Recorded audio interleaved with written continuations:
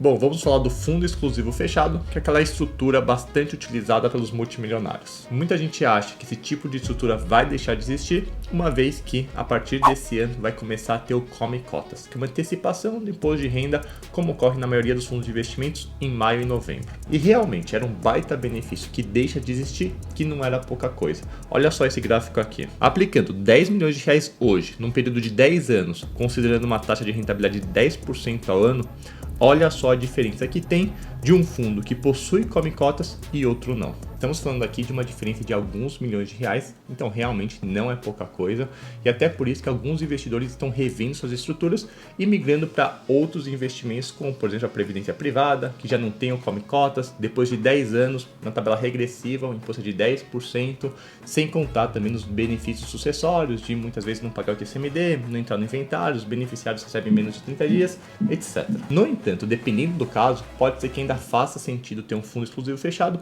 porque esse tipo de estrutura tem algumas peculiaridades bem interessantes. Primeiro, montagem de um portfólio super customizado para cada investidor, com produtos financeiros que não estão disponíveis para as pessoas físicas, para os meros mortais. Sem contar também na maior flexibilidade dessa gestão, possibilidade de alavancagem, que por exemplo na previdência privada que eu citei anteriormente, não seria possível. O segundo ponto é a compensação de ganhos e perdas em operações de diferentes classes dentro do fundo. Por exemplo, perdi dinheiro em renda variável, mas ganhei em renda fixa, que teria que pagar o imposto de renda, eu consigo compensar esse lucro com essa perda que eu tive em renda variável e muitas vezes nem pagar imposto. Isso na pessoa física, nos seus investimentos aqui no Brasil, você não consegue. O terceiro ponto tem a ver com a sucessão, que é a possibilidade de você fazer a doação das cotas do fundo com reserva de usufruto. Ou seja, você antecipa a sucessão, já paga o ITCMD, que é o imposto de causa-mortes e doação, garante uma alíquota menor, porque há rumores que esse imposto suba, e você continua com plenos poderes desse patrimônio. E nessa doação, você consegue colocar N cláusulas protetivas. Por exemplo,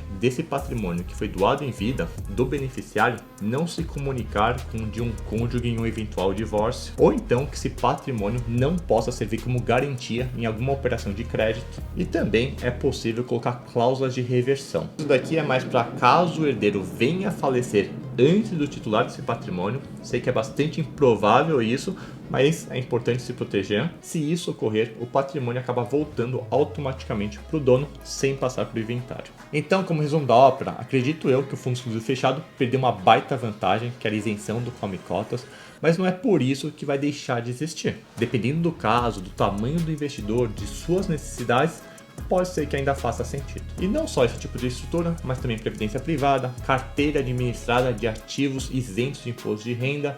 Enfim, vejo muito mais essas soluções complementares do que substitutas. Com isso, caso você se encaixe nesse perfil, é muito importante você entender suas necessidades, seus objetivos, para ver qual que é o melhor caminho a seguir. Qualquer dúvida, deixa nos comentários, me manda mensagem. Valeu, até mais!